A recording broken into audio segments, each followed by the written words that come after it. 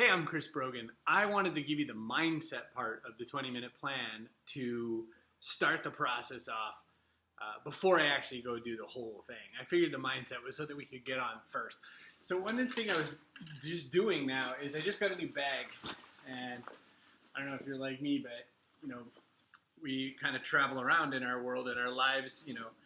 A good bag really helps. So what I've been working on is trying to figure out how I'm going to get everything in there.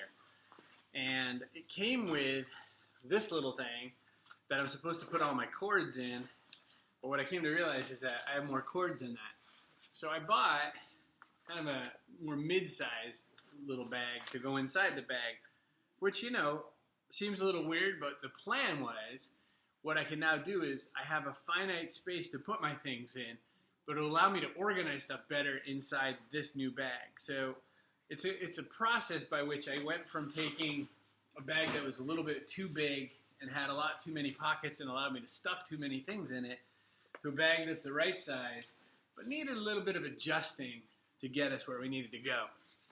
So I thought that was an interesting way to start the conversation because, as it turns out, that's how a lot of us do with our business, isn't it? We tend to have this scenario where, I wonder where I could put this that'll be useful for us. We tend to have this scenario where we've got so much going on that we can't really do everything that we need to get done because it feels too big. It feels too vast. And so in working on this mindset for our 20-minute plan, I wrote out some notes about it, and I wanted to talk to you about them. We try to take on too much. There's nothing scarier with our trying to figure out our business than like a big blank page, right? When there's nothing there, when you have to create it all from scratch. And, maybe you're midway through your business. Maybe you're past the blank page part. But maybe the what I do next part is blank too. But it's scary. When we have way too much space, we don't necessarily know where we're going. We don't necessarily know what's next. We get a little stuck. So I think one of the ways to look at this is that we need to frame it in some way. We need to put some kind of starting place around it, which is why I decided to do this thing in the first place. Why not frame it like a game? Now, the reason I use games have like a pretty simple system in place, right? There's kind of always the same bits in a game. Outcome, what's the actual goals and the rewards of the game? What are the rules of the game? What are the mechanics? What are the strategies? And what do you learn through experience? Everything from tic-tac-toe to poker to Angry Birds to Destiny are all things where you've got to, figure out those things, the outcome that you want, the mechanics, the rules, the strategies, etc. And so I say, why don't we simplify what's going to go on with this by thinking that way, thinking like games? Why don't we look at putting borders around what you're going to do in your business the way you do a game? And why not maybe work on understanding one other thing that's important in games? We don't fail at a game and think it's the end of the world. That's just an outcome, right? When you lose a tic-tac-toe, you don't go running off into a depression and lay in your bed for a month. You just go, oh, yeah, I guess I lost that game. I guess I'll play another one. That's important to understand. So first off, I think it's important to grab a notebook and something to write in. And I'll tell you, there's a reason why. One reason to write in a physical notebook is that there's something called kinesthetic learning, and it's one of the ways of learning. And there's a whole lot of studies out there that say when you take a pen and you write down your notes, your brain remembers it better. So if you need to, hit pause, get something to write on. It doesn't have to be fancy, right? Like, my friend Randall gave me this one from a company called AppFire. It's a Moleskine or whatever. It doesn't have to be fancy. I like to write in legal pads for the most part, little tiny legal pads, the small ones, because the notes are, smaller sized. If you have a smaller space to write on, you can't think huge thoughts, and it lets you work a lot more finite. So pause and grab a notebook. Let's pretend you paused and you came back. What you want to do is maybe write down this first note about a game. So here's the 5 elements of a game. Element 1 is outcome. So just write, maybe game and then outcome. Then after that, element number 2 is rules. Games all have rules of some kind. Element number 3 is mechanics. What are the game mechanics, We'll get into the details of all that. What are the strategies that you need to do this game? And then finally, what's your experience? How much experience have you gained in the game? Because every game works differently from when you start first ever playing to when you get a little bit better at it. When you start blackjack, all you're knowing is if I go over 21, I lose, right? That's all you know. But then you start learning, hit on 15. Don't hit on 15. If the person ahead of you hit, then it's more likely that this card's coming next and all that. You start to learn things with more experience in a game. So that's another thing. So it's outcome, rules, mechanics, strategies, and experience. Now, with outcome, what I mean is the goal and the reward of the game. And again, we're going to apply this to your business, but this is the mindset. We're using a game mindset as a simple frame to put this all into place. So what are the goal and the reward of the game you're playing? So let me just put it to a business, for instance. I'll use, you're a nonprofit and you're trying to fund missions to some place. You want to go to Chile because you need to help the people of Chile, and you have a mission to fund there. And so maybe the game is how do I get my trips to Chile funded? And so what's the goal? Your goal is to get the missions funded. Your reward is actually seeing all of those funded, and then you can go and actually execute on the mission. Obviously, the goal of the mission is different, right? But let's pretend that we start here. What are the rules? Rules include things like boundaries, penalties. What's going to happen if this happens or that happens? Boundaries are, if you say to your kid, you got to go get me $20 no matter what, the kid might punch somebody and take their money and run back. That's not really a good, goal. So the boundaries, don't hurt anybody, do it legally, whatever, right? Those are boundaries. So that's part of the rules. You need to know the rules of the game. And the rules in nonprofits, it might be that you've got to be really clear on, where the funds came from, or maybe you've got to be really clear that you can only get sustainable funds, where you get people to do recurring things. So think of the rules. What are the mechanics of this? So this is so important. This is where most people, I always say this, by the way, this is where most people get it wrong. Mechanics are, what are the measures, the levers, and the resources? Everyone running their business is forever misunderstanding what mechanics and what measures and levers you need to push to make your business better. Someone will say to me, I am not really succeeding in my business right now because I need more followers on Twitter. There's nothing less true than that sentence unless your business is growing followers for Twitter accounts. Your measures, I'll tell you the measures in my business, subscribers and revenue. That's it. 2 measures. Because if you're not happy, you're not a subscriber, so you've left. If I'm not selling you the thing you need, then you're not giving me revenue. I know I got to work better. It's so basic. What are the levers? So the levers become, what are the things you can move up and down or try more or less of to make those measures work better for you? If I do this more, does something happen? If I do this less, does something happen?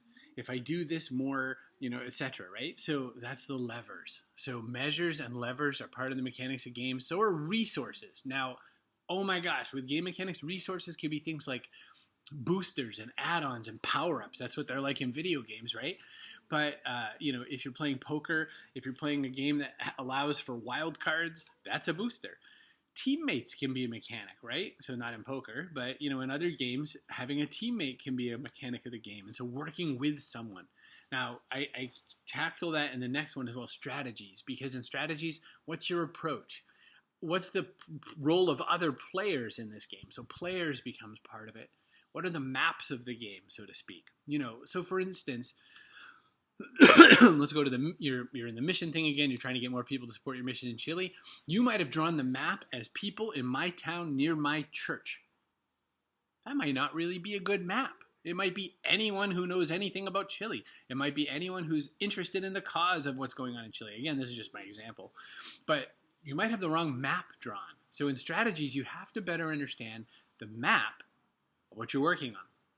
With experience, I'm really just talking about experience. What have you learned? What have you learned? What have you learned? The more you do something, the better you get at it. I was not immediately decent at making videos. And I shouldn't say I'm great at them. Somebody is already probably complaining about the lighting, but I'm sitting on my bed. There's sun coming in. We're all going to be fine. But the question about lighting, the question about experience is, I know that it also doesn't matter anymore because I have experience to tell you that you're really mostly just trying to connect with the information that I'm giving you. So this is how we frame things like a game. So what's important about this is understanding that if you start with that game mindset and you start to apply it to your business, you immediately have homework to do right now, because you can start asking yourself that question. Let me walk my company through it. So my company is called Owner Media Group. I sell simple plans for business success. That's my job. So what's the outcome of my business? Okay, well, the outcome of the game of my business is, my goal is seeing more people successful and more people saying to me, Chris, that was amazing. My company works a lot better. The goal of this particular 20-minute plan is you're going to be like, wow, this 20-minute plan thing you put together is awesome. I can't wait to get to the mechanics of that. What's the reward? The reward is seeing you happy.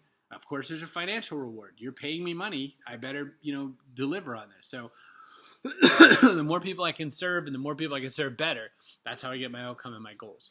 What are my rules? What are my boundaries and penalties? Well, my boundaries are that I better make the thing work really well. It better be successful. I don't want to have a lot of people complaining that they didn't get what they want.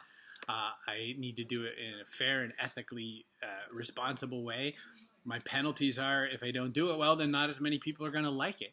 I also have to earn people's trust. There's a lot of new people connecting with me at Owner, and if you're new, then you're like, I don't even know why I should be, working with you. So there's that. So then what are the mechanics of this? What are my measures? I already told you, my measures are subscribers and revenue, two really basic measures. I know that if more people are subscribing and picking up what I'm doing, then I'm probably doing it better. Plus, I know that that's how my business grows. What are my levers?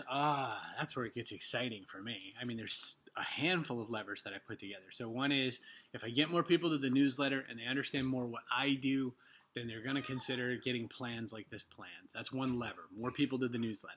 If I am clearer in explaining, clarity is one of my levers. Clarity is a word that I have in front of me often to remind myself that if you understand it better, then you might engage with it better. That's a lever. And I have others. What are my resources? What are my boosters? Well, there's lots of boosters. I bought a Facebook ad. Well, Rob did it. And for like $1.40, we got 16 more people to sign up to this thing. So 16 times 20, 2 times 16 is 32, $320. We spent $1.40 and made $320. That's a pretty good lever, right? That's a huge multiple on $1 something being spent. But how did I get there? Teammates and other stuff. I asked people to like a Facebook page, so we targeted the people that liked this Facebook page. This got me more leverage. Those set of teammates and working with people helped. It's really important to understand how to work with people. That's why there's going to be a whole piece on networking inside the 20-minute plan, because a lot of us don't do networking well, and I'm going to give you some resources for that. What are my strategies? So what are my approach? Who are the players? What are the maps? My approach is I provide information that's useful to you, specific to this 20-minute plan. I've decided I'm going to make this video and these downloads and these resources, and here's how I'm going to do it.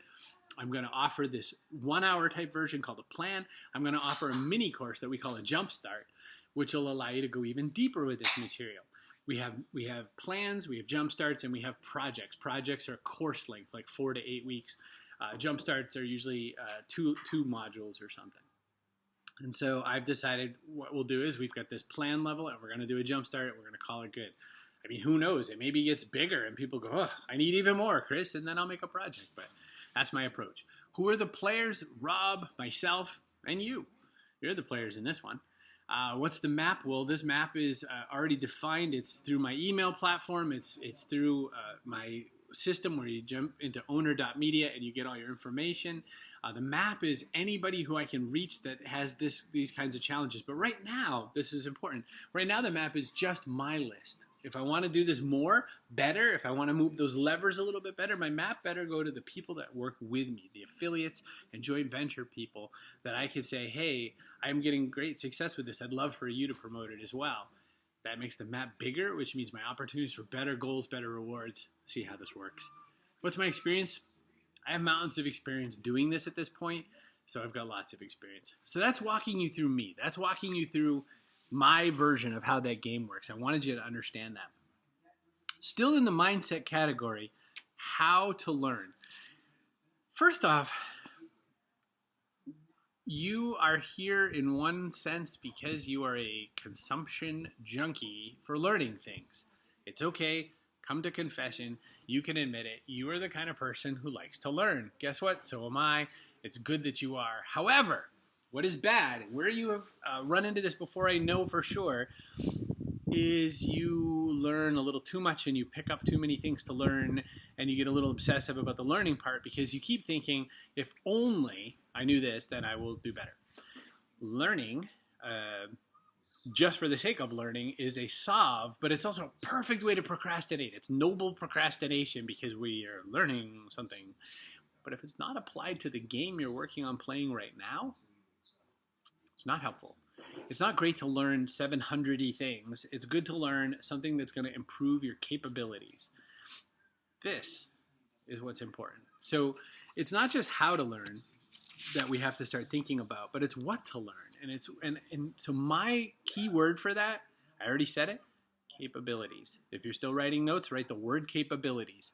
Because what you're going to ask always when you comes time to consume new things, even if I'm pushing it and I desperately think you should have it, is this going to help with the challenge that I'm facing? And look at your challenges through the lens of the game.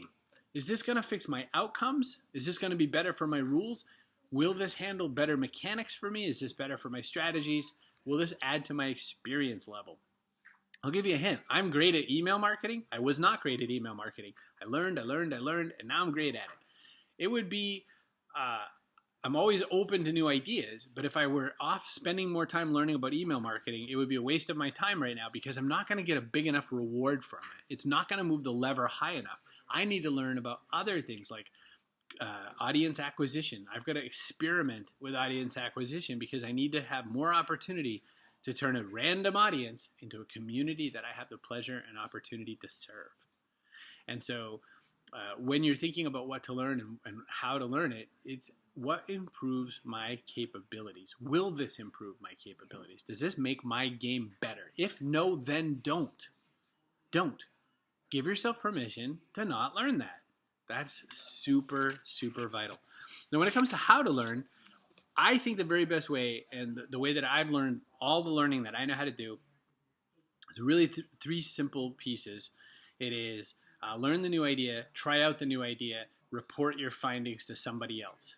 Learn something, try it, report your findings to somebody else. How to learn anything. So here's what you don't do. You don't just read something, watch this video, and stop.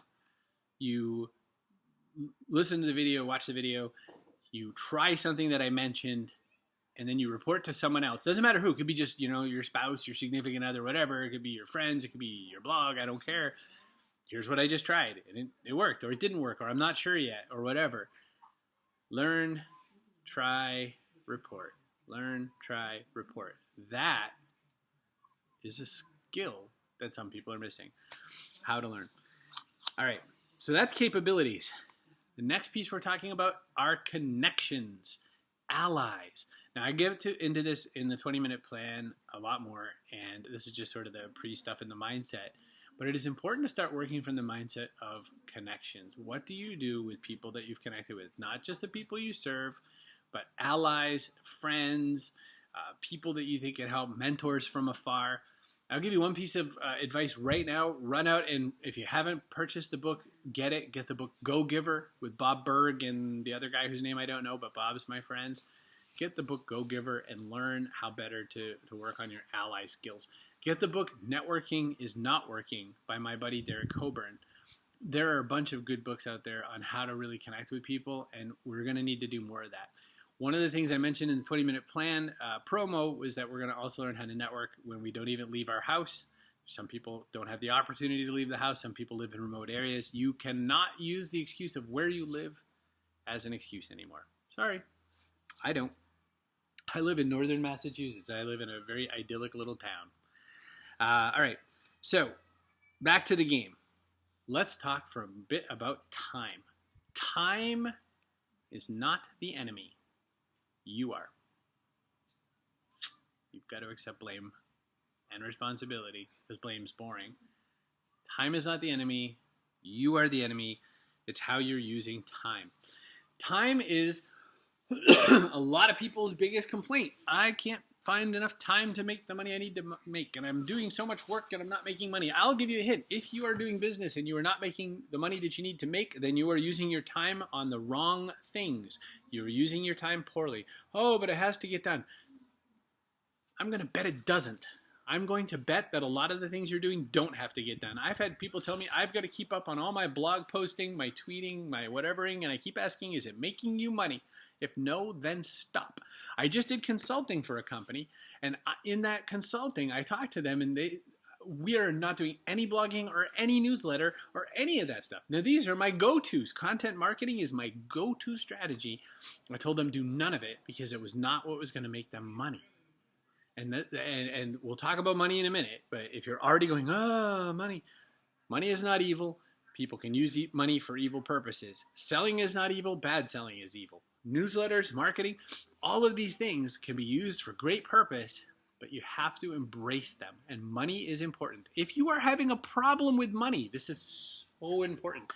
If you're having a problem understanding money mindset, one great book to read is by a rabbi, I think his name is Daniel Lapin. It's called Thou Shalt Prosper.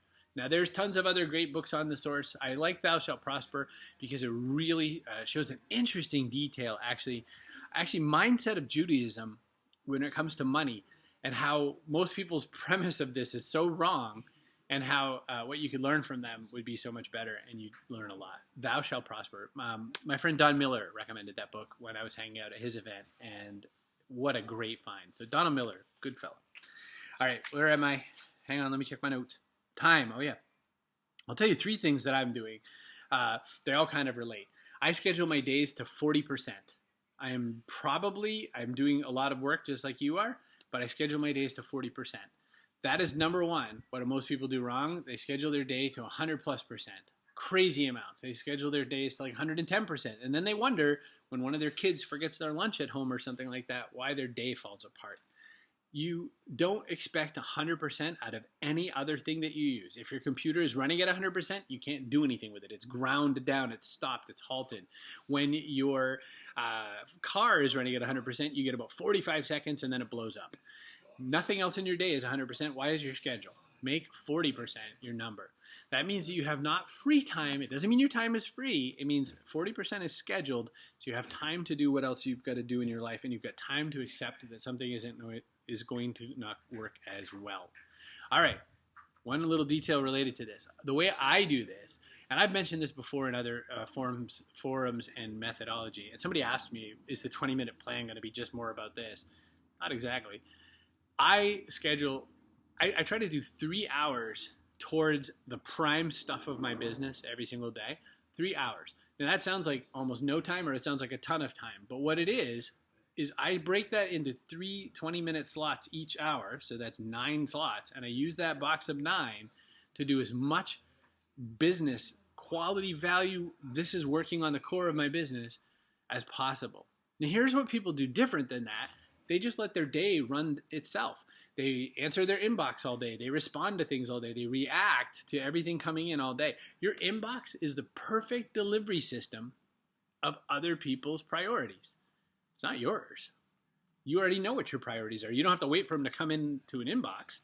So I spend as much as possible 3 hours of a day doing as much core business as I can. And sometimes I fail at that. Everyone fails at stuff. But if I try to set myself up for that, 9 20-minute blocks, 3 hours, I get a lot more done. This is starting to be why it's called 20-minute plan, but we'll get more to that in the full video, the primary video. All right. I want to talk about business, sort of what business you're in, and sales, and then we're done with this mindset part. There are basically 2 people that come to me. One person doesn't even know what game they're playing. I don't even know what business I'm supposed to be in. Or I don't know who I most like playing with. I don't know what community I serve. You pretty much usually know one of the 2. I really love this community. I don't know how to make money, living and thriving and making business in this community. Or I really have these skills. I just don't know where I'm supposed to use them. Most people have one of those things figured out. Very few people have neither thing figured out. If so, I need to get you into a mindset. We're going to talk about this in the primary video as well. But let's pretend your grandmother's having Thanksgiving, this American holiday. But let's pretend I also Canadian. Let's pretend your grandmother's having a dinner for some holiday, and you're supposed to come over and pitch in some way. You know that you're supposed to pitch in some way, and you might not know how. You might not be making the primary meal. You might not even have a side dish. Maybe they didn't tell you to bring a side dish, but you can do something. You might start thinking, oh, well, maybe I can set the table. Oh, maybe I can help warm up stuff. Maybe I can help bring stuff back and forth to the table. Maybe I can do dishes afterwards, right? You think, what service can I provide to these people that I care about so that I can deliver something? That's what business is. Business is the delivery of some service that makes somebody else's life better. That's business. Business is a transaction, almost always financial, that moves somebody else forward a little bit in their experience of their life or whatever. So if I sell pizza, my business is feeding you a convenient food that you find pleasurable, and my job is to make your life a little easier. Think about when you order pizza. Things are busy. You just order pizza so that you can get past it, right? That's a service. You never feel like, I can't believe that pizza guy, can't believe he took my money. They did something you asked them to do, and you paid them because that's what the business is, right? That's what business is. So what if you don't know how to make pizza? You've got to think another business. Maybe you're a delivery person. Maybe you have some skill you haven't figured out how to apply. So maybe you write really well. You've got to figure out, how do I apply my skill to something that I can serve somebody with? There's a triangle I use quite often to explain business. Something you know, people who need that something, people who are willing to pay for that something. It's got to be all three. The something you know has to be able to pay. The something you know has to be something people need, and you need to know enough people who are going to pay for that. That is the guts of business, that little triangle. So what people kind of get a little wrong is, I'll give you a hint. A lot of people tell me they're making a startup for college kids. College kids don't have any money. The parents have money, but college kids don't have any money. That's like telling me they're making a startup for bands, or I'm making a company that serves bands. Bands don't have any money. The pizza guy has more money than a band. So you got to start with something you know that serves some people, and that those people have money. This is the triangle, right? Now, for those nonprofits, for those people who are worried about serving people who don't have money, there's kind of a pyramid to the triangle if you want, meaning sometimes the people you serve aren't the ones that have the money, but you get the money so you can serve the people that you serve. Perfectly fine. Same process. You've got to find a reason why these people want to give you money. Oh, it's so you can serve these people. Then the people who are giving you the money have to care about those people. Same thing. It's okay. Don't worry about it. It's all going to make sense. That's how business works. Selling. People tell me all the time they're bad at selling. I then ask them the question, how often do you sell? As little as possible. Guess what? You're bad at everything you do as little as possible. Selling is just like any other skill. You have to practice it. You have to learn it. You have to do things. You've got to start following salespeople to start better understanding how to sell better. Now, there's different kinds of selling. Do you think that nonprofits don't sell? They sell all the time. Your whole job in a nonprofit is to raise money to do the service that you're looking to serve. My friend and now colleague Rob, who's the president of Owner Media Group, I stole him from a nonprofit system up in Maine, where his job all the time was going into the state government, the city government, trying to get as much money as he could to get funding to run services for autism, Big Brothers, all kinds of children's things. And that was his job all day, was fundraising. His company's job was executing on those services. That's what a nonprofit does, right? So selling is selling those people on why they should donate their money to that charity, that cause. Selling is not evil. Selling badly is evil. What you do in selling, nobody likes to be sold to, but everyone loves to buy. Look, I just showed you at the beginning of this video, this new bag. Jacqueline bought this for me, my fiance Jacqueline. It's from a company called Flag Nor Fail. We watched the video on all the reasons why everything in this bag is the way that it is. And it is an awesome bag. I was so excited at the end of the video that I needed this bag because I could see how it was going to be classy and nice and streamlined and look great for business purposes and personal purposes. Oh, what a great bag. Couldn't wait to get it. Even though I had to buy something else to make it work even better. I was excited still. I'm still excited about this bag. That's buying. Selling is, I want you to buy this thing that you don't really need. Pressure selling. That's when we've had a bad experience with selling, that's what we're reacting to when we say we're not good at selling. So another mindset we have to say is that selling isn't evil. Selling is helping someone to get to the value that they need. It's value delivery, value transference. My friend Anthony Iannarino says that all the time. Value-based selling is the most important thing in the world. And so we're going to get into that. So I wanted to give you some pre-mindset materials for the 20-minute plan. And so that's why I sent this. And I sent that ahead because you could tell there's a lot more than I'm going to be able to cover in 1 hour, seeing as this video itself is half an hour long on its own. But hey, for $20, I need to make sure that you get a lot of value, but I still got to tell the story right. So whatever, I'll make it up. It's all good. All good. Thank you so much for being part of this. I'm Chris Brogan. Get ready for the 20-minute plan.